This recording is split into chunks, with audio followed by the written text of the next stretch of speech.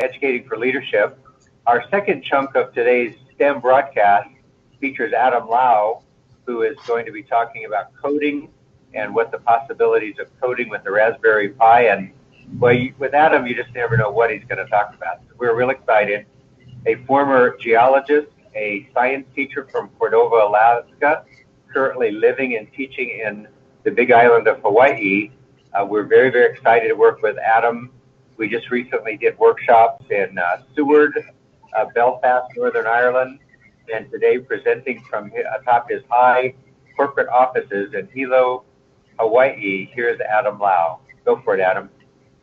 Aloha, thank you, Mark. And I have the exciting topic of coding and really painting a picture of what the future of coding looks like, and kind of setting that tone. So I do have some slides prepared, so I'm going to jump over and share my screen right here, and it'll just take a quick second and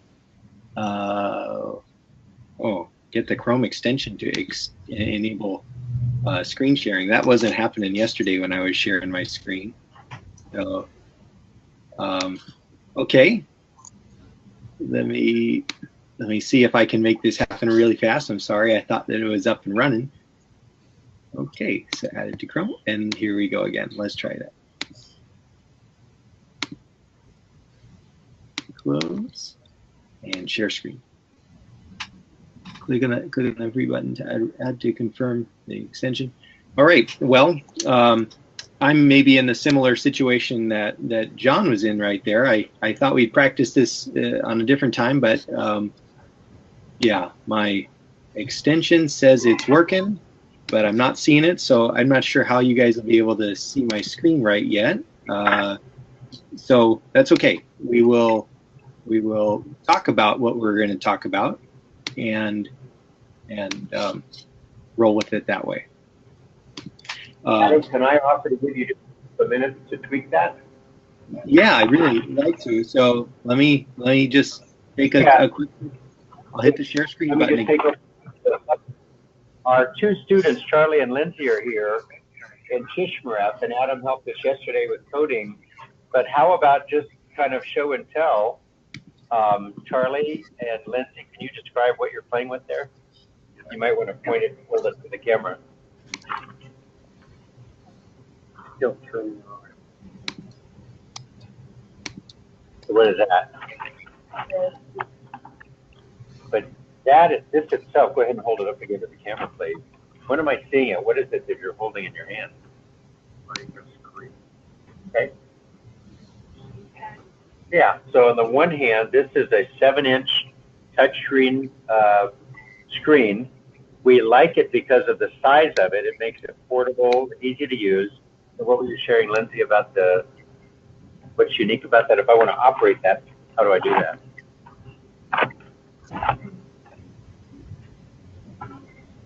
Do I have to have a keyboard? Yeah, how do I operate it?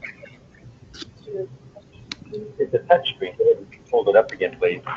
So just by touching the screen, what can I do? You can go to the app for it to draw the deck. Exactly. And so, Charlie, how do I get to the programming? If I want to program in this, how do I do that?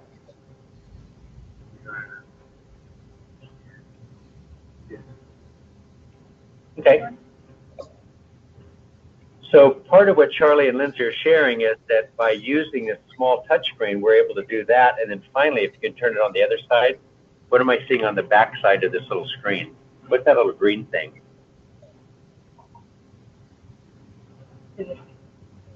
What's that called?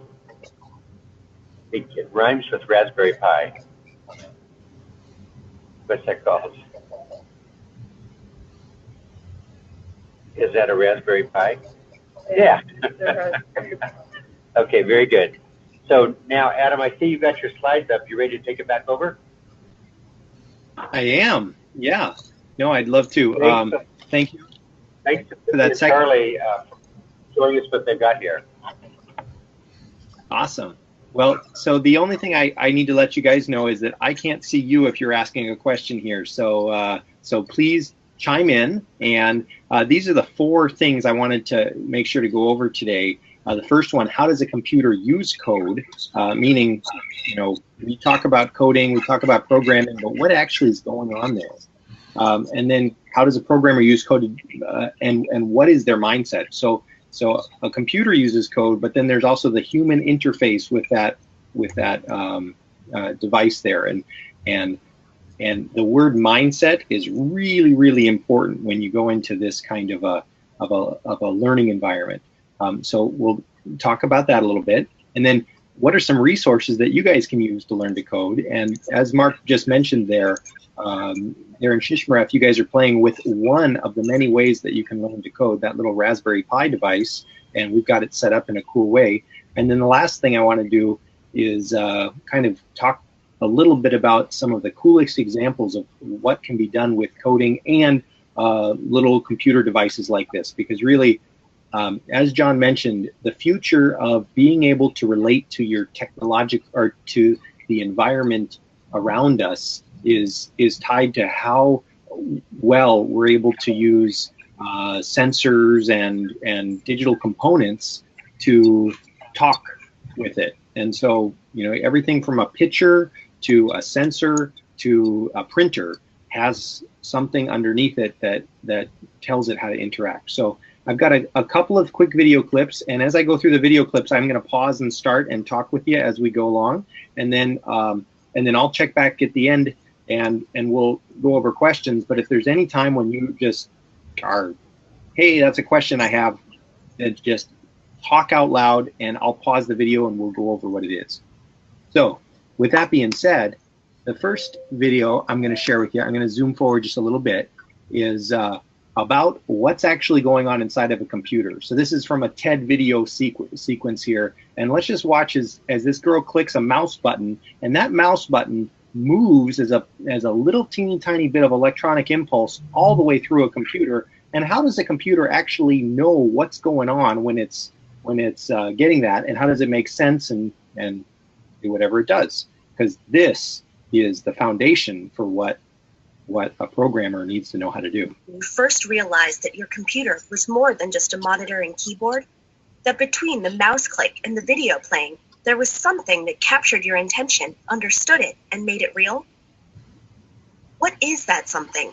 Is it gremlins? Let's imagine that we can shrink down to the size of an electron and inject ourselves into a click of a mouse. If you took your mouse apart, you'd see that it's really a very simple machine. It has a couple buttons and a system for detecting motion and distance.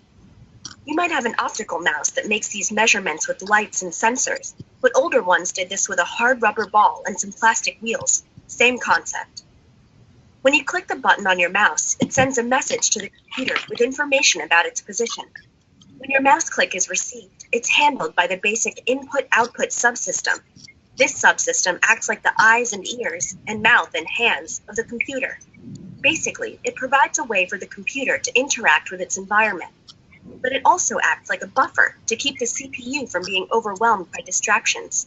In this case, the I/O subsystem decides that your mouse click is pretty important, so it generates an interrupt to the CPU. Hey CPU, got a click here. The CPU, or central processing unit, is the brains of the whole computer. Just like your brain doesn't take up your whole body, the CPU doesn't take up the whole computer, but it runs the show all the same. And the CPU's job, its whole job, is fetching instructions from memory and executing them. So while you're typing, maybe really fast, like 60 words a minute, the CPU is fetching and executing billions of instructions a second. Yes, billions, every second. Instructions to move your mouse around on the screen, to run that clock widget on your desktop, play your internet radio, manage the files you're editing on the hard drive, and much, much more. Your computer's CPU is one heck of a multitasker. But oh my gosh, there's a very important mouse click coming through now. Let's drop everything now and deal with that. There are programs for everything that the CPU does. A special program for the mouse, for the clock widget, for the internet radio, and for dealing with letters sent by the keyboard.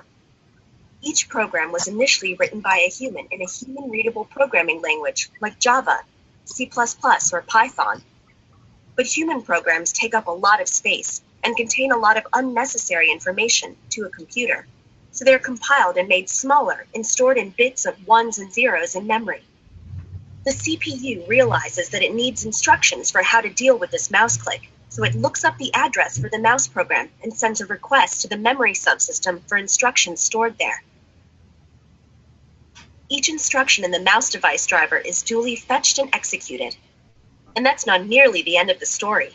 Because the CPU learns that the mouse was clicked when the cursor was over a picture of a button on the monitor screen, and so the CPU asks memory for the monitor program to find out what that button is. And then the CPU has to ask memory for the program for the button, which means that the CPU needs the monitor program again to show the video associated with the button, and so it goes. And let's just say that there are a lot of programs involved before you even see the button on the screen light up when you clicked it. So just the simple task of clicking your mouse means visiting all of the critical components of your computer's architecture. Peripherals, the basic input-output system, the CPU, programs, and memory, and not one gremlin. Wow. Isn't that cool? That just, to me is one of the most powerful things, that if each of you guys holds up your own personal phone right now, knowing that your phone has enough little programs running behind it so that when you touch your screen, when you do anything, the same exact process you just saw in that little animation there is going on. That there is some code that's been written that the computer is compiling, your phone, it's a small mini computer, and then it's translating that into some sort of an output. And if you guys caught that example there, they used a mouse. That's a form of input, something that's done, sent an electronic message to the computer, and the output is the other side of it, meaning a screen blinked or something. And the computer does all of the work to go through that, but there's a human involved in that next step. So that's a foundational part. Now the next part is, what does a programmer do, or what does somebody do who's getting into building this sort of thing? You saw a picture there of a little human typing computer programs, but I want to make it a little bit more real for you. So this is a quote that comes up from Steve Jobs here. Everyone in this country should learn how to program a computer because it teaches you how to think. When you say how to think, what that means is you take some idea that you have and you break it down into a set of instructions. It's like baking a cake. You say, bake a cake. Easy enough. But to bake a cake, you first have to get a bowl, then you have to break an egg, and then you have to put flour in there, or whichever setup you do. But those set of instructions are really important to clearly lay out. If you just say, bake a cake, unless somebody knows how to bake a cake, that doesn't make any sense. So computer programming kind of has a similarity to that. In this little video clip here, there's some famous people who have built different famous things, such as Facebook, such as Twitter, and some other things. And they'll talk to you a little bit about what computer programming is like. And you'll see some other animations of people who are describing what the job is like. Now, they have a mission here, which is to get more kids in the country excited about being computer programmers. Computer programmers make good money, like between $90,000 and $150,000 a year, and they usually have a job that is at a really nice environment where if you work for one of those big tech companies, you get free daycare, free food, you can have a really cool desk, you can have all of the things that go along with it. So I want you to listen, kind of understand what these guys are talking about in terms of what they're doing, and then we'll move into what's the mindset that these guys have, because being a programmer is important, but there's something about how they think that really helps us out. So here we go. These kids are talking about what they want to do in life, and most of them don't know about what computer programming is. So they want to be astronauts, they want to be basketball players and that kind of stuff. Nowadays, just about everything requires some form of programming. So what is it? Programming is basically explaining to a computer what you want it to do for you. When you're programming, you're teaching possibly the stupidest thing in the entire universe, a computer, how to do something. Programming is one of the only things in the world that you can do where you can sit down and just make something completely new from scratch, whatever you want. It's really not unlike kind of playing an instrument or something, or playing a sport. It starts out being very intimidating, but you kind of get the hang of it over time. Coding is something that can be learned, and I know it can be intimidating. A lot of things are intimidating, but what isn't? A lot of the coding that people do is actually fairly simple. It's more about the process of breaking down problems than sort of coming up with complicated algorithms as people traditionally think about it. Well, if it's fairly simple, why aren't there more of us doing it? Over the next 10 years, there will be 1.4 million jobs in computer science, and only about 400,000 grads qualified for those jobs. That's a shortage of 1 million people. So how do you start?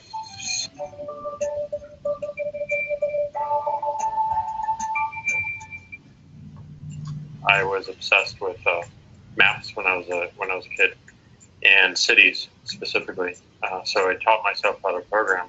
I had a very clear goal of what I wanted to do, which is to see a map of the city on my screen and put things on the map, move things around the map, see what was happening in the city, how it worked, how it lived, how it breathed. The best early thing was actually using software to decide when the classes in my school would meet, and that put me in a position to decide which girls were in my class. The first program I wrote asked things like, what's your favorite color? Or how old are you? I first learned how to make a green circle and a red square appear on the screen. The first time I actually had something come up and say, hello world, and I made a computer do that. It was just astonishing. When I finally learned a little bit of programming, that blank wall resolved into a bunch of doors. And you open them, and finally you start to open enough doors that the light comes in. And to me, a finished program is like a structure filled with light. All the corners are illuminated. You understand the structure of it. It's a really serene feeling to have completed that.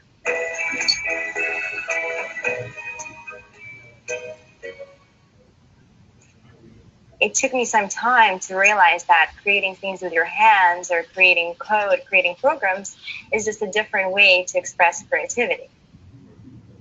I think right now there's a big emergence of the culture of making. People who make their own scarves and hats, people who write their own apps. Now it's just limited by your imagination and sort of what kinds of ideas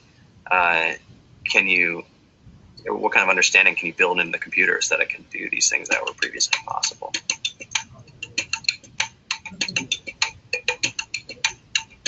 All great things are built in teams when you collaborate with other smart people. You're testing your ideas, you're stimulating each other. That's what makes us successful. It's not some flash of brilliance by somebody who then codes 24 hours a day for 3 weeks. It's what happens. The magic happens when we're all on the same page, collaborating and building something together. There's a much greater need in the world for engineers and people who can write code than there will ever be supply. And so we all live these very charmed lives. To get the very best people, we try to make the office as awesome as possible.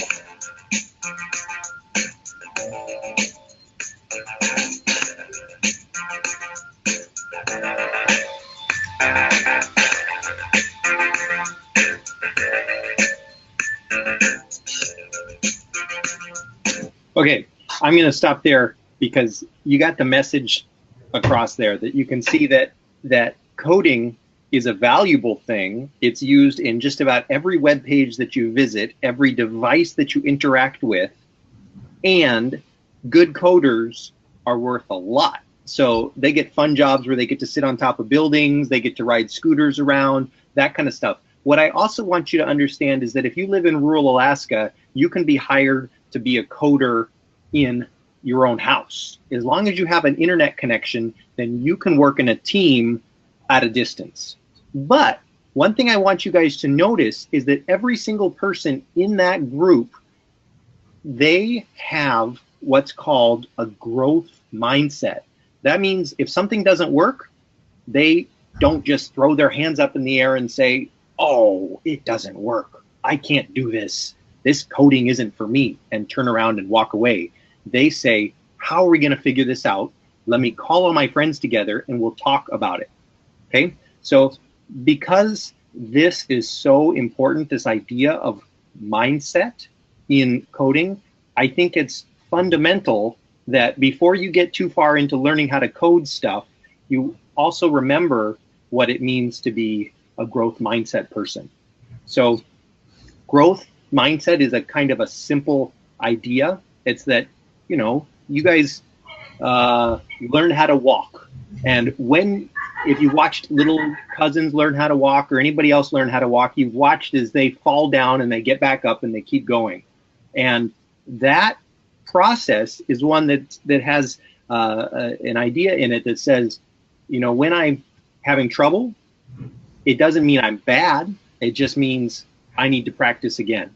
So I want to show you a study that was done at middle school levels in the United States by a famous researcher by the name of Carol Dweck. And it's a little video clip here. And I assume you guys have heard of Harry Potter before. So she's going to draw a few examples of what Harry Potter goes through as she talks about this. But this is really, really, really important in programming. So bear with me here. I'm going to zoom forward to just a spot in this video. And this is kind of a fun video because notice that there are people drawing as she's talking out loud.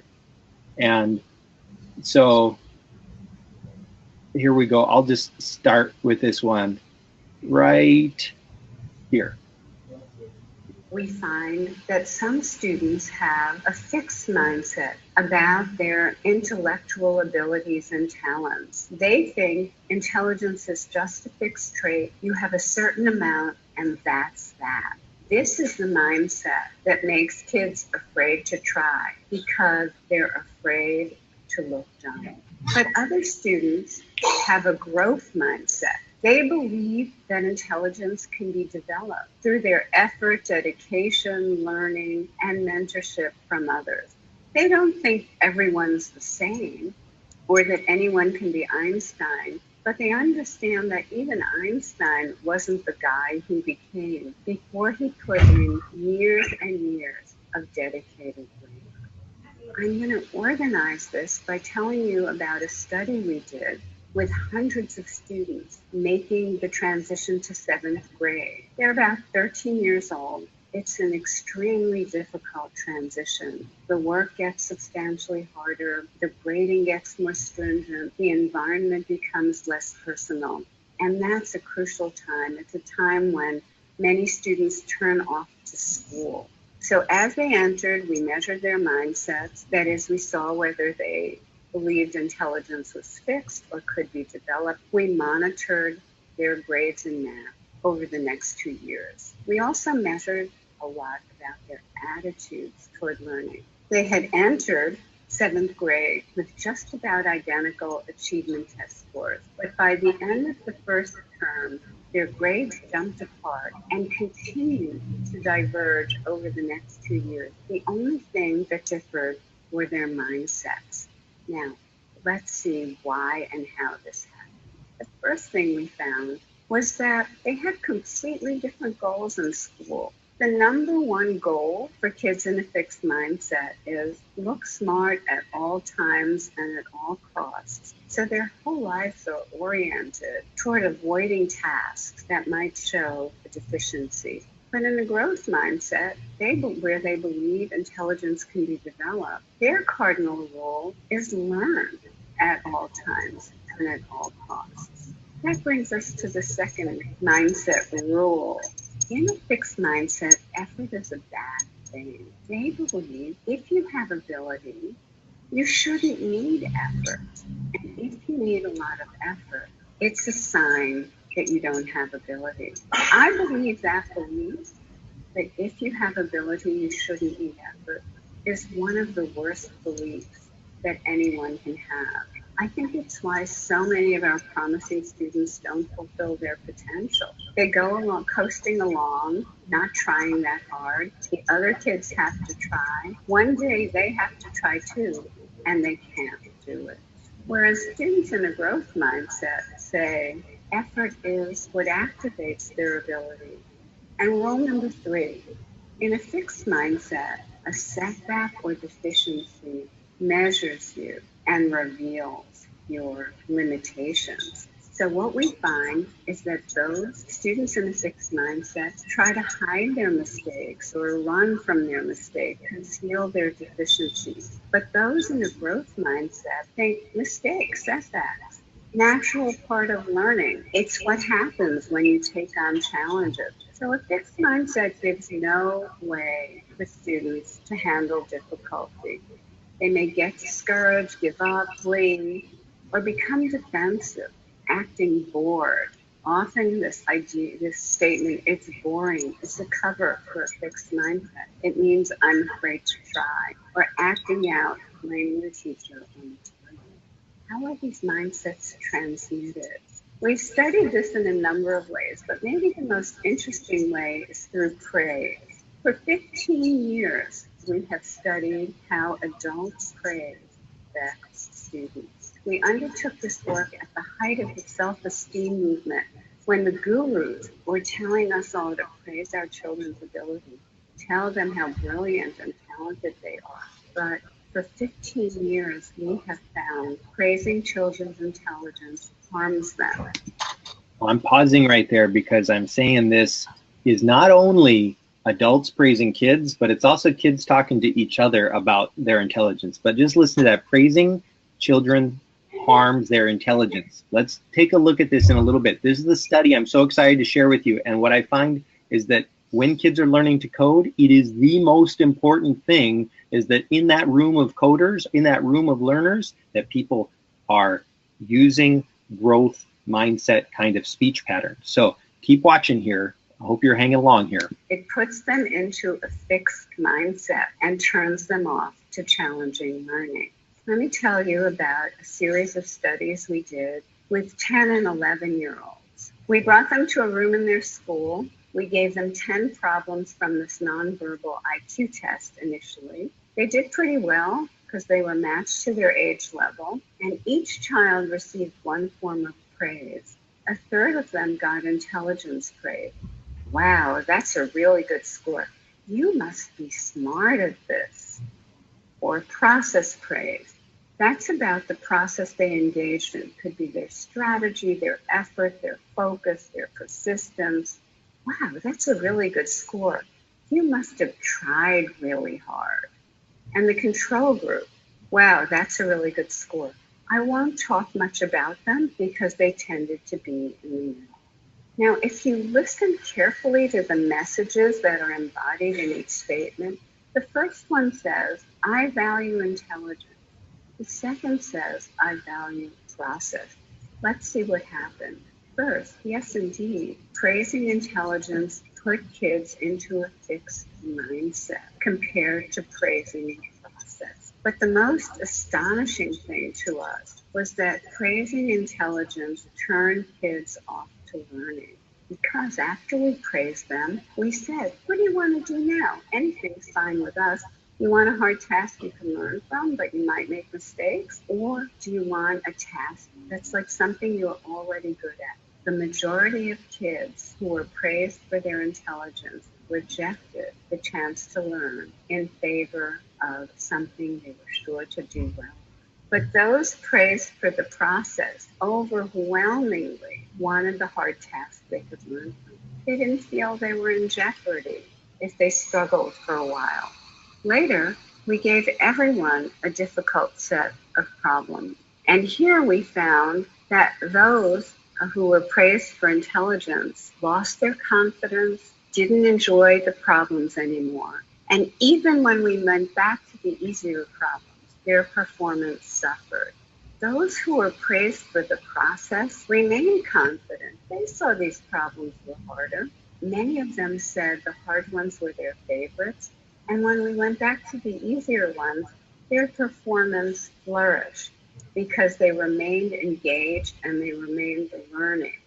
A few months ago, we published a study showing that mothers' praise to their babies 1 to 3 years of age predicted that child's mindset and desire for challenge 5 years later. So now I feel justified. Okay, that's kind of cool there. I don't know if you guys caught just how awesome it is that somebody who has been praised for the effort that they put into ends up able to stick with a problem longer than a student who is praised for being smart. You guys as students over there in Shishmaref, you know what it's like when people just say, oh, you're so good at math. You're just smart at math, that kind of thing. Well, it's different than saying you worked really hard at that math problem. And in computer coding, you can tell there's a lot of hard problems that are there. Which ones do you think are going to do better? The kids who are always feeling like this is a hard problem and they're going to try hard and make it happen, or the ones who are on the, they only do it if they know they're going to be smart at it? I can't see you guys answer, but I assume that you're nodding your head saying, yeah, you understand. And you know that a hard problem like growth mindset or a hard problem like programming takes a growth mindset. And what's more important is it takes you guys speaking to each other in that kind of a pattern. Here's just a slide to show you a couple of the patterns there. A growth mindset says, I can learn anything I want to. When I'm frustrated, hey, I persevere. I want to challenge myself. If I fail at something, I'm learning. If you try to, hit something with a bow and arrow and you miss, then what can I do different? Tell me I try hard. If you succeed, then I'm inspired. My effort and attitude are important. And then the fixed mindset, either I'm good at it or I'm not. And if that's the attitude that you walk into coding with, it's kind of troublesome because it's not going to be successful. After a little while, you're going to hit a hard problem in coding and you're going to say, oh, I'm not good at this, and you're going to turn away. When I'm frustrated, I give up. I don't like to be challenged. When I fail, I'm no good. Tell me that I'm smart. Okay? These are all examples of things that I want you guys to listen or to look at and then work on. And then also remember, when you speak to people in your group, to remember to use effort praise as opposed to achievement praise, because that really makes a difference on the long-term ability of somebody to stick with it and become a computer programmer or become any kind of a learner. Okay, so I know I've got a few more minutes here. I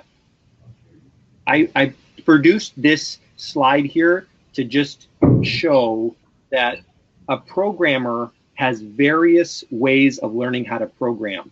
And what I've done here is you can see the top is basic programming constructs, are computational thinking. That means when we talk about things like a cake, I say, I'm not just making a cake, I'm making a set of instructions for making a cake, right? So the first thing, then the next thing that I do, then the next thing that I do, that's computational thinking. And it can happen not with a computer. It's just, I think in terms of steps and instructions that are clear and followable by somebody. Underneath that, it says organizing data and file management. You guys know what it's like if somebody has a computer program and you can't tell where any files are stored. Well, understanding that data and file management is just understanding folders, understanding how that stuff works. That's important for thinking of as you're learning to be a programmer. But when we talk about programming languages, there's two different big groups. One is visual programming languages, which the one that the kids in Shishmaref were learning yesterday is Scratch, but there's Blockly and Tinker and a lot of different ones that give you the ability to move a block of text around that basically moves instructions. And then there's text-based programming languages, which are what the professionals use. So that's that. Yesterday we played with Scratch, and Scratch is a really cool program because it allows you to move instructions for what the little cats or sprites, as they're called, should do as on the screen. And what's so cool is that just like a video game, you are controlling it to move right and left and up and down and spin and change colors whenever you put an input in. So the first set of inputs are usually like click a button and it works. It could be click a key and it works. It could be use a mouse and it works. It could also be, when a certain sound plays, it works. So any input and the output can be something on the screen there. And I first tell kids, just get in here and play around. Have a good time trying different things until you feel like you have a good understanding of how to make the cat or the sprite do lots of different things. And if you go onto YouTube and search, you'll find a ton of like examples of projects that other people have done. Scratch.mit.edu, there's tons of examples there, and you actually don't have to have a computer or like a little Raspberry Pi in order to make to play with Scratch, but you can figure that out in that way. If you want to learn other forms of coding, there are so many free coding lessons out there that'll give you step-by-step guides on how to go through and learn the text or a visual programming language so that you can learn it. So again, this is where the growth mindset comes in. If you have a desire and you think of it like, I'm going to put effort in, then there's nothing stopping you from wanting to learn this stuff. It's out there, and there are people who would love to help you. If you wait for somebody to tell you to do all these different things, well, sometimes that's what your teachers do, but just know that your teacher isn't holding you back here. The learning is amazing, and it's out there. I wanted to end with a few cool examples of some projects that kids have been playing around with. So this little picture down below is the Raspberry Pi, and this guy here, I'll direct your vision to the lower right-hand corner where it says iData Truck. There's a Raspberry Pi, and a guy built a handful of buttons that come off the Raspberry Pi, and he made it so that his delivery truck, every time he made a delivery, he hits a button, and that button makes a little tweeter thing go out of his Raspberry Pi device and go into the web so that people can look and find out where he is. And he just said, oh, this is a $35 computer. I can program up some code and make it work. So that was really fun. Up in the upper right-hand corner, you see, or upper left-hand corner, you see a person who put a glove on there, and they hooked up a Raspberry Pi onto their glove, and so they can make the glove do different things for a video game computer as they move it in different ways. That's kind of cool. So I don't know all of the story behind it, but I know that that's pretty cool. And the other picture on the upper right-hand corner is a project that a friend of ours just built. Those are little solar panels that are around the outside of a box with a little circuit board in there, and that circuit board has code written in it so that it can utilize sensors that are inside of there that tell what's going on in the garden soil. So these guys can go and put this out in the ground in a potato garden or a tomato garden, and it runs off of solar panels, so they don't have to power it, but it will send an email every time the soil chemistry changes or the soil gets dry or anything like that. So they won a competition with this kind of programming, and it really was a combination where they had to print, they had to combine the different structures there, and then make it so that it actually worked in the end. And then this last bottom corner is just a picture of the Raspberry Pi web page, where it's full of cool tutorials on how to build a pet, or how to build a clothes with LED light bulbs on it. And I just point you in that direction because if you're excited about learning anything on how to code, you'll find there's so much out there on the web, and there's such a excited community that the doors are open wide for you, and you'll find a lot of support. So I think that's the last slide I have, and I'll jump back here. And if there's anybody with some questions, I'd love to answer them. And Stop sharing. Okay. Looks like I've got John and Dale again, and Rob. Question: Which code language would you recommend for beginner? Python or something else? Good question. So I recommend getting started with a visual programming language like Scratch or whatever. But once you surpass that initial level, jump over to Python. There's a lot of support there for Python, and you know, for our purposes, we use the Raspberry Pis, and we find that they're really good to be able to program the little sensors that go along with it. There are other people out there who are excited about C++, and they'd like to program with that. To be honest with you, I think checking to see in your community if there's anybody in your neighborhood or in your friend group who's already coding in a certain language, then knowing that they're an assistant in case you get stuck is good. But I found that I was able to learn both Scratch and Python well enough to program the little Raspberry Pi devices to do just about anything pretty quickly. And I think it was easy to access resources, and yeah, it made a lot of sense.